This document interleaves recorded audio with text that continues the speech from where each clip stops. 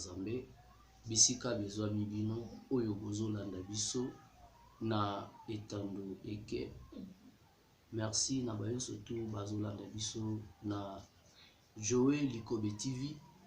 Tozo kumisa Nzambe pona bolingo pe bolamu na ye na oyo azosalela biso na ba mabaku kitoko azopesa biso tozala liboso ya ba etando na bino.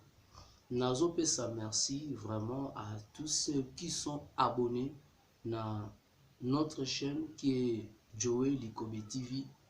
Tozo pambola Nzambe makasi bo continuer ko s'abonner bino bozolanda biso pe yo nanu oyo s'abonner te nazobondela yo na bolingo Nzambe o s'abonner po o rater te ba vidéo na biso ba mateya ba exhortation ba prédication et puis ba enseignement oyo kibandoleka na Joël Likobe TV. Donc ko rater yango te, s'abonner vraiment. Quand tu t'abonnes au pe au partager lien au partager pe na bande ko mususu pe po bazwa occasion wana ya kolanda oyo nini tozoloba na nzela ya etando ike na kombo ya Joël Likobe TV. Nazopesa merci na bande ko nyonso to balandaki biso na vidéo taki koleka pe ba partager ki. Merci na bande ko oyo pe babaki na ko like ba vidéo na biso oyo pe ba partager ki ba vidéo tozo pesa bango aussi merci pe nazo pesa merci d'avance parce que yo okolanda vidéo oyo lisusu okoyeba na ko partager avec les autres pe oko talisa bango pe bayeba na ko s'abonner. Alors aimez nos vidéos, partagez pour que tout kende pe liboso na musala na Yesu Masia. Yango bien aimé, ce matin tout na simanzanga ya lelo ezo landa par rapport ya air oyo zo landa biso ndeko mwasi pe mobali na émission na biso. Alors on doit parler de la suite ya oyo tolobelaki na vidéo na biso précédent. On avait parlé sur l'opportunité. Et dans l'opportunité, on avait touché la vie de Joseph. La vie à Joseph, total saki biso ba makambo mi bale misato. Et on va continuer avec ça encore aujourd'hui. Et ça sera le deuxième partie ou la fin et la première partie oyo to zalaki otolobelaki sur l'opportunité. Je peux un peu récapituler rapidement et rotal sabisoet na otolobelaki Joseph azalaki mwana kati na libota oyo asalaki vision to bandoto et puis batu to bandeko na ye ba comprenaki tina ya bandoto wana ba comprenaki tina ya vision nde salaki yete bayeba naka oyina ye ti bakomaki na niveau bateka ye koteka batekaki Joseph akomaki na ndako ya Potifar. Na ndako ya Potifar ezalaki tamoko efala lekisa oyo Nzambe apermetaki. Mais il y a eu quelque chose qui s'est passé, c'était que la femme de Potifar avait voulu de sortir avec le fils Joseph. Parce que à mon avis Joseph azalaki beau et les gars alingaki aibana beaucoup et samanaï. Mais ce que j'avais aimé à Joseph, parce que Joseph avait compris que ça peut être opportunité, mais opportunité moko ya mabe oyo kosili sa vie nanga oyo kosili sa carrière nanga. Voilà pourquoi Joseph n'avait pas voulu de saisir cette opportunité. Puis il a dit que toute opportunité n'est pas opportunité. On doit faire attention avec toutes les opportunités qui se présentent devant nous. Alors aujourd'hui, nous allons continuer avec le même message, le même thème là qu'on a partagé la fois passée. Toujours parler sur l'opportunité. Je voudrais nous faire comprendre que il y a des choses qui nous font que tu vas rater l'opportunité. Et ça n'a pas makambu ou ça les makatu comme que tu vas rater l'opportunité na ba vie na biso. Pourquoi j'ai dit ça? Parce que tu vois, il y a des gens qui se demandent nangaki likamoko komela kingai fait na sale loko moko boye mutu moko fallait brancher quelque part mutu moko fallait à connecter na mutu kingani mais à sali en moté. Pourquoi rater l'opportunité? Parce qu'il y a des choses qui se trouvent dans ta vie nde sali que ou bana ko saisir opportunité en tête. Bien aimé, je vais nous dire que parmi les choses qui fait que tu rates l'opportunité dans la vie de biso.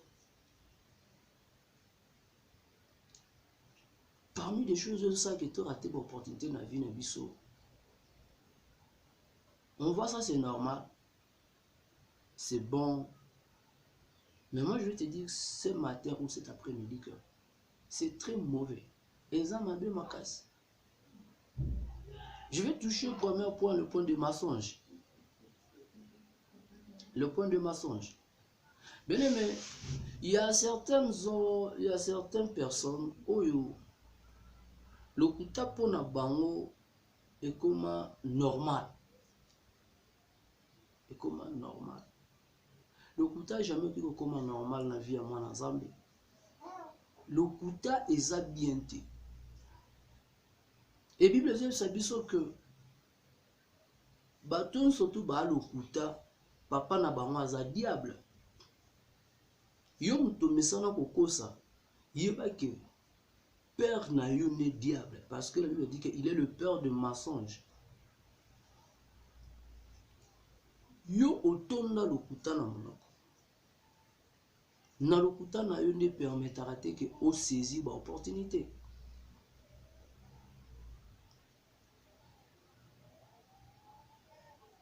Les gens te connaissent que tu es un homme mensongère. Non obimisa vérité, te non obimisa likambo moko te ya solo bope mutayoki alobi ou alobi za ya solo. L'homme oyo alingi a saisir opportunité et c'est ngala la prudent to prudente na langage na ye na makamuzo bana monoko na ye surtout si le kuta bien mais le côté mais ma biso ni le côté. Les frères de Joseph, ils ont menti à leur père que non. Moi, nayo, banyama, babet forest, baliye, babomi, talakutelamba yango na makila. Cela veut dire que moi, na koufi, tu évites ni tenga tout ça. Pendant qu'ils savaient que ils ont vendu leur frère Joseph. Yo yebike. Mbongo bapesaki ngai na simba po mutu wana azalaki na projet ya eloko moko efala sala yo ozwa mbongo olia. Quand l'ami te demande, quand ton frère te demande okosie ke no bakotaki na ndako miyibi bayibi biso mbongo wana de nayebaka kutu te, mon frère, ma soeur, mais tu as besoin de saisir l'opportunité.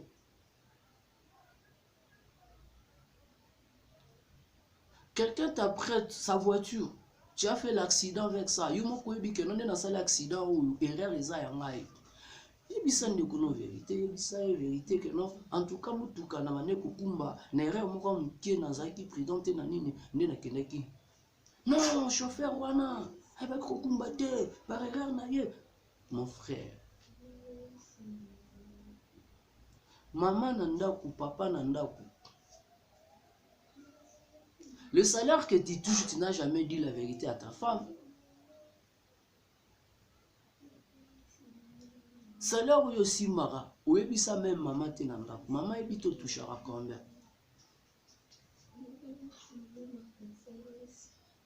Pendant que vous avez ça là programme de mbongo zo kokate, maman est baraté parce que azo yebate otouchaka combien bulletin de paye na yo maman kuta yebite ozo pesa maman mutu pasi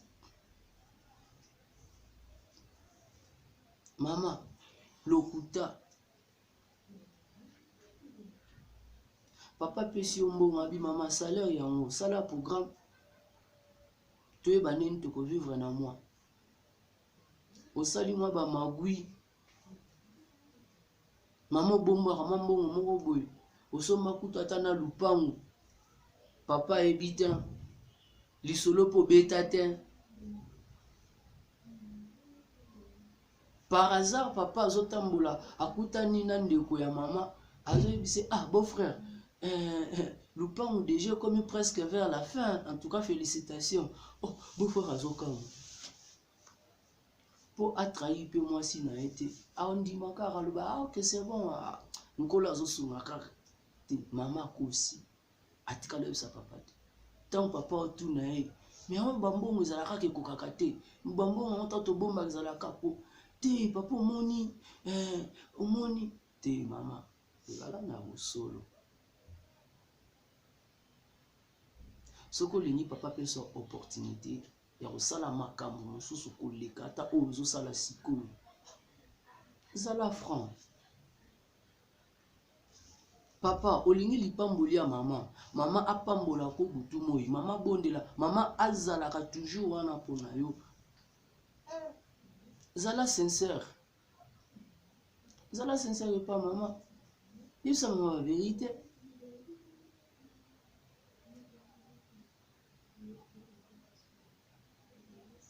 lokuta ezoboma biso lokuta ezobloqué même na mboka. Les gens disent que politique c'est du mensonge. Oui, bien sûr, on ne refuse pas. Mais le pays doit marcher à 100% avec le mensonge. Non, je ne crois pas. Je ne crois pas. Nous, des hommes de Dieu, nous marchons dans l'okuta. Dans le message prophétique, il y a l'okuta. Ma sœur, mon frère, de quoi ça requin, ça baleine, anambongo. On doit lui donner des messages prophétiques comme ça, que Tobi Misata, moi, tu es que. Eh, ndeko. Yundi manzambe pona l'okuta. Osali la ranzambe pona l'okuta. On doit faire très attention. On est en train de rater de bonnes opportunités, de grandes opportunités, parce que l'okute vandi na monokonabiso, lokola, lokomususu. On a besoin d'aller de l'avant de la vie. Tous on a besoin, l'œuvre de Dieu est cola. L'œuvre de Dieu est cola ndeni ni tangu musai na nzambe awatambola na lokuta. Tangu mwana na nzambe mondimi na Yesu Masia azotambola na lokuta na monoko.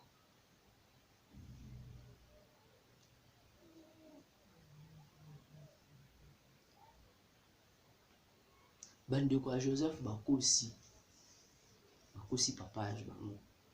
Bayebisie que non ndenge eza wana leki waza mwana na yo aza souté. Ils ont blessé le cœur ya papa na bango na lokuta. Bien aimé, laisse-moi de te dire, likolo lokuta na yo ozokisa mitema ya bato ebele. Likolo lokuta na yo, il y a eu des gens qui ont eu même connu la mort. Parce que akoki ko supporter choc wana te. Que Dieu nous fasse grâce. Tous à la banne ya diable était ou baba na lo ba lokuta ta mainance. Nous allons parler du deuxième point où Ezali. On rate de bonnes opportunités ou de grandes opportunités par notre moyen de vivre ou notre comportement. Bien aimé, tu te comportes comment? Comportement nous a né. tout le ballon entre nous. Bato bayebi ozandeni comportement na yo ezandeni. Ozana moto lokuta comportement eza bizarre.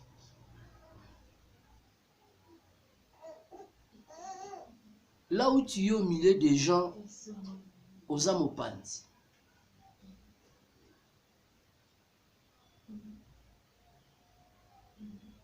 Au moment, opportunité moko epesama, baza na besoin na yo okende kosala. Mais ndeko tanga otala oloba frère wana sote ke kotika ekuna abino. Eza na mutu moko aza kuna, mutu wana aza ko interpréter bandoto.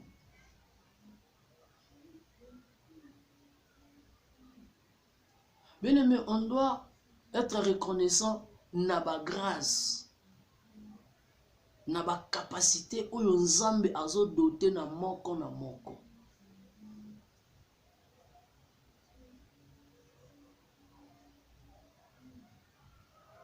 On doit être reconnaissant na ba grâce, na ba capacité que Dieu a donné aux autres. Le monsieur Tangabimi a compris qui, a reconnaître qui grâce au Joseph Azalaki nango.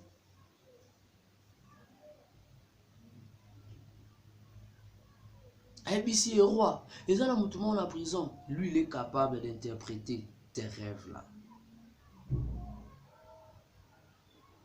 Bien aimé, baluka mutu na musala. Oyebi ke mutu wana aza capable. Il peut faire ça. Tiens, oh sali langa déjà koki. Ayao atasuki ayao. Ndeko mwasi, ndeko mobali, papa, mama. Mama zolamba na ndaku, mama zo s'occuper na ndaku. Papa azalaka ta reconnaissant na mote. Mama, papa zo pesa, zo salela yo o nyuso esengeli. Otikala kozala reconnaissante te. Si tout terme ba mama bazalaka nango, osaela ngani, opesa ngani, mama ba peso lola. Fata ba peso mokili mobimba oyo.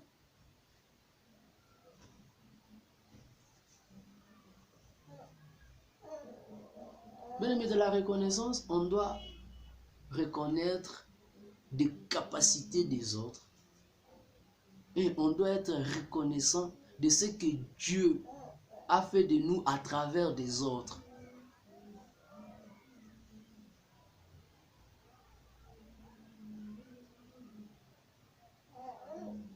On rate des opportunités parce qu'on n'a jamais été reconnaissant. Ou on n'a jamais été reconnaissance.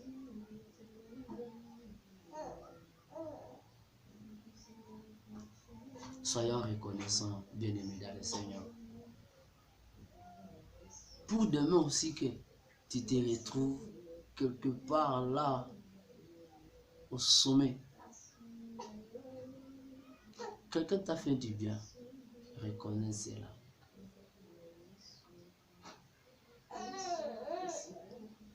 Reconnais que tel endroit eloko oyo mutu akosala mo bien ki kozala kaka Jonathan te musala oyo mutu akosala mo bien ekozala ka Sœur Marie-Jeanne parce que aza na compétence ya kosala yango. Vous croyez qu'il y a d'autres choses qui ne marchent pas dans nos pays? C'est pas exact que Bataosa la bazate te baza.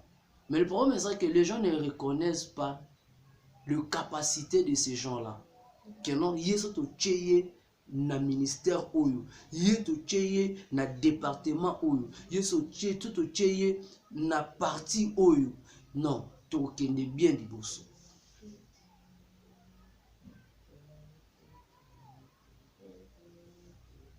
Toujours à la bloquer, toujours à la freiner, toujours à saisir l'opportunité parce que la reconnaissance n'est pas dans nos cœurs. Que la reconnaissance n'est pas de ce monde. Mais moi, je vais te dire que c'est très important d'être reconnaissant dans la vie. Et ça, très important. Et moi, certainement, je suis reconnaissant dans Batebele. Oyo, ba, les cas na vie na ngai. Oyo na bossa na bango te. Ata na pesi bango ba million te. Mais ne fût-ce que un mot na libondeli na ngai pas nkolo a rosala na bango quelque chose. Nkolo a revisité bango.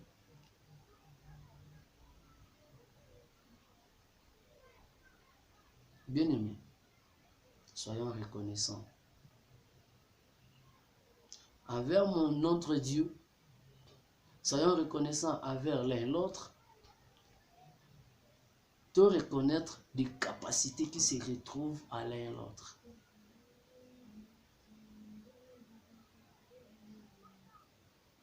Naobaksa toko le belo kwa suka. Oui, ça l'a été saisir l'opportunité. La jalousie. La jalousie. On est jaloux jusqu'au point que les autres commencent à ôter la vie de ses frères, de ses sœurs. La jalousie. Mon frère, ma soeur, qu'est-ce que tu en feras avec la jalousie? So ngai nazo jalouser na kozwa nini et que changer nini na vie na ngai. Si ko naza jaloux envers you, na détruire vie na you, na nyokoli yo, na sali ya mabe. Si ko récompense na nini ezala nini na jalousie wana. Tant yo zo salela bato ba jalousie. Ozoluka balongola bato misala. Ozoluka mabala ya bato kufa. Ozoluka bato ba souffrir na vie. Bénéfice na ngo ezala nini. Ozora to opportunité ya kosala na bato parce que babi kozala jalouse. Ozala jaloux.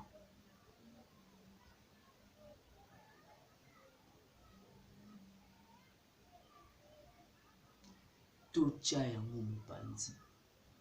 Yo oyo ozolanda ngai na bolingo nzambe.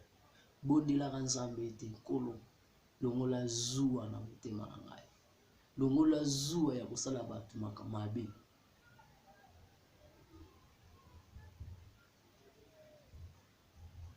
La jalousie détruit toute une grande famille et panzani. Na jalousie pe compagnie pe kwei ekangami. On va se poser cette question de savoir na bénéficier nini na kozala jaloux to kozala jalouse. Na bénéficier nini comme ma vie à moninga na souffrance.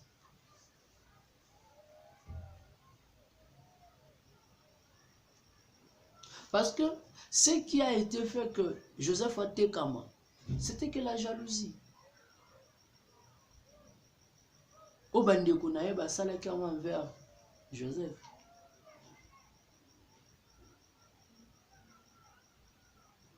Bien aimé to suka lokola bandeko Joseph te que to sali jalousie, to teki ndeko, to sali to reko sala.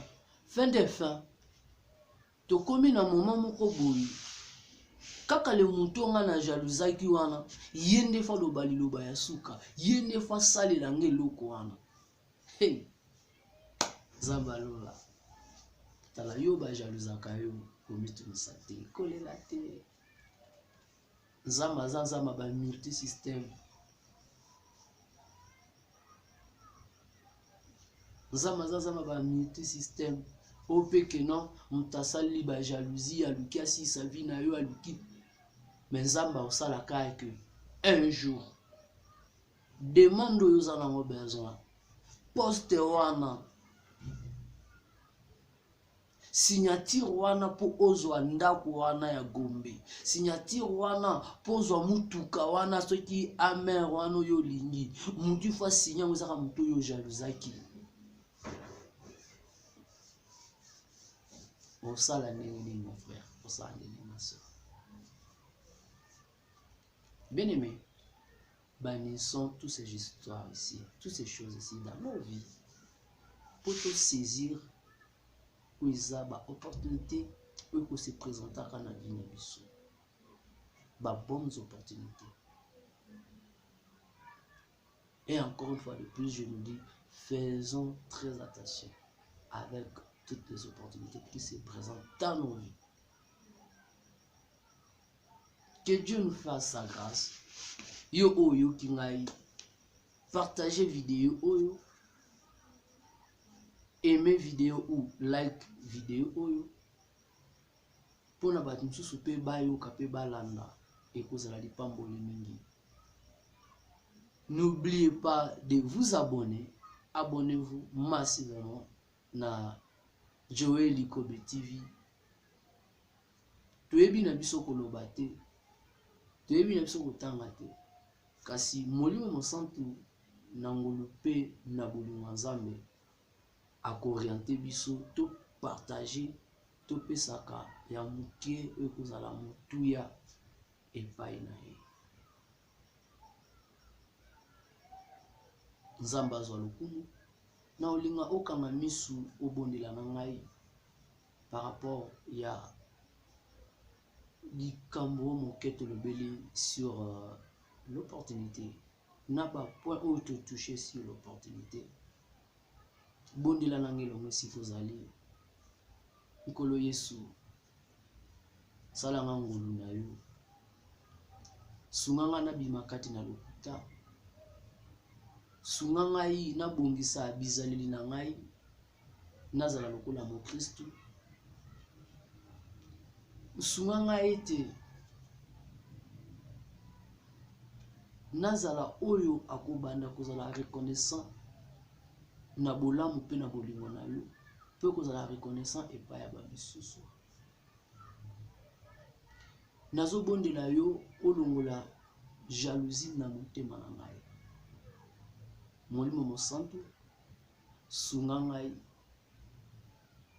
po ete natambola na yo. Na kombo na Yesu de Tolobi. Amen. Bien aimé, on peut recevoir des grandes opportunités. Mais la plus grande opportunité est l'opportunité de recevoir Christ dans notre vie. Quand on a Christ, on a tout ce qu'on a besoin. Les grandes opportunités, ou l'équipe d'opportunités, surtout à mener les années Yesu Masia. Na olinga esika ezwami yo oyamba Yesu Masia lokola mokonzi pe mobikisi na yo po azala oyo akopesa yo ba opportunité ya malamu ya minene ya malonga. Na linga obondela na ngai elongo kolo Yesu na yepa na yo natambusa bomoi na ngai moko. Lelo na tuti sami na motema na kabibo monange pa na yo. Yaka fanda kati na ngai tambola na ngai na lingi na umela na yo. Bomoi na ngai mobimba ezala se po na yo.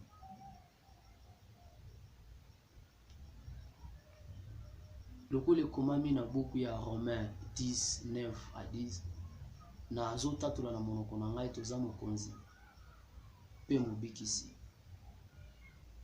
Tambola na ngai zala na ngai na kombo na yo Yesu.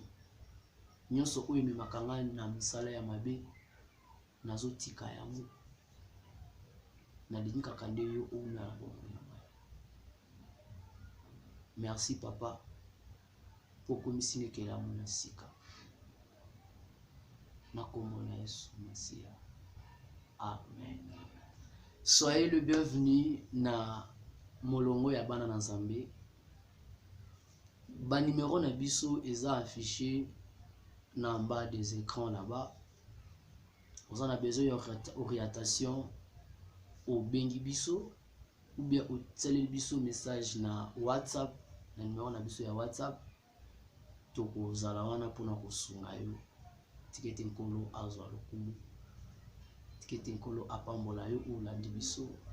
Là, je suis reconnaissant na ba ndeko nyonso to yo bazo soutenir biso de loin comme de près.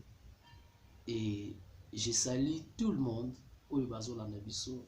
En particulièrement, je vois ma mère chérie que j'aime beaucoup, Pascaline Likobe, ba mbote na yo maman. Là, je vois mes frères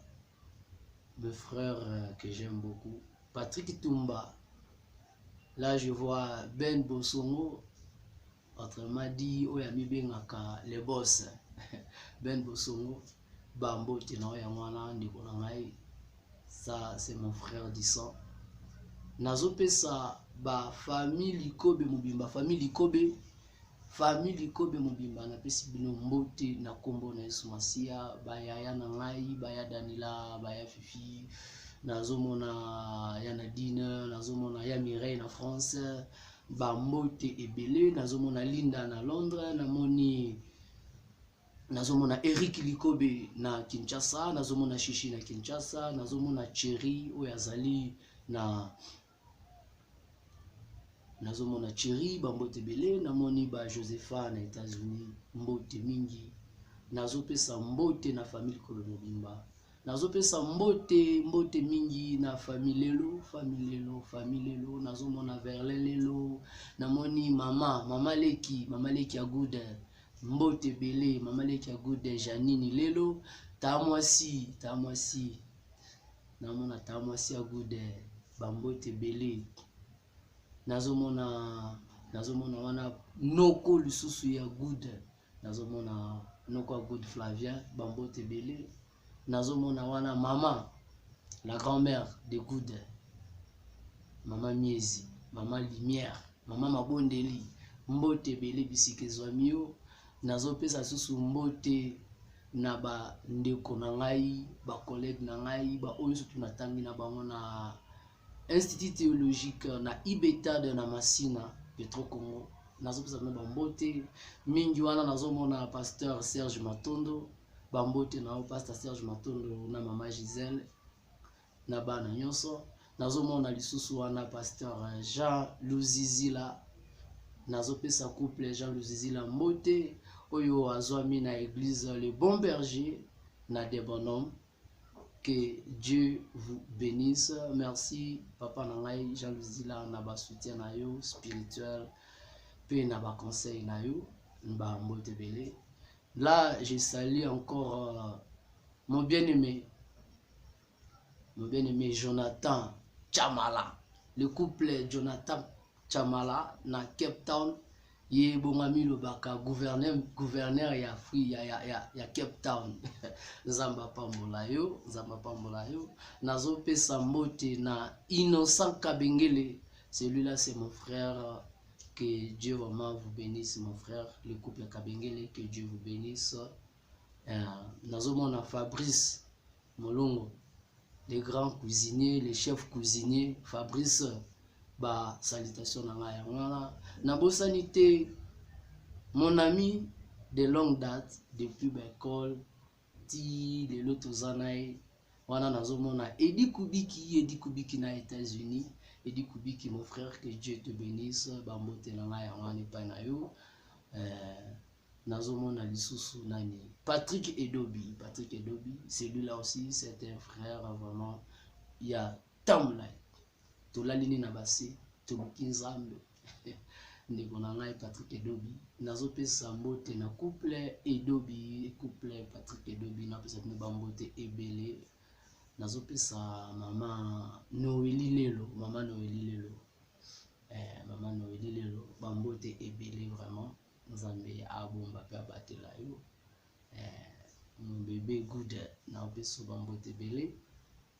Nazopesa mbote lisusu kobosana te mon père spirituel, le pasteur Willy Kabea. na maman nangai, maman Esther Kabea. Je vous aime beaucoup, je vous love beaucoup. Que mon Dieu vraiment vous bénisse. Parcours nangai na maboko na bino ezala bolingo nzambe na bosani bino te ya bino bambote ya wana. Le rocher mobimba, le rocher banana, le rocher mobimba nazopesa bino mbote bana nzambe. Bien aimé yozola nangai, le rocher c'est mon église. Eza na commune ya Kinshasa, sur avenue Baraka numéro 81. Yaka chaque mercredi 17h30 à 19h, tous en équipe d'enseignement. Vendredi 17h à 19h, tous en équipe combat et délivrance. Chaque dimanche de 9h30 à 12h30, tous en équipe action de grâce et adoration dans les rochers du Sali, où ils ont mis na commune à Kinshasa, na Baraka numéro 81. Là où dirige mon père spirituel, le pasteur Willy Kabea. En tout cas, venez nombreux, Dieu nous fera du bien. Bandeko nyonso toyo bolinga kangai, oyo bozola nangai, nasopesa bino bambote ebele. Nzambe a pambola biso. Là, je n'oublie pas, je vois mon collègue de service, mon collègue de travail, Yang Abel, Alberto, autrement appelé. Celui-là, c'est mon frère, mon collègue. Je te salue et je salue tes deux fils. Que Dieu vous bénisse. Et je salue tout le monde qui nous suit. Que Dieu de gloire nous bénisse. Bien-aimés, abonnez-vous.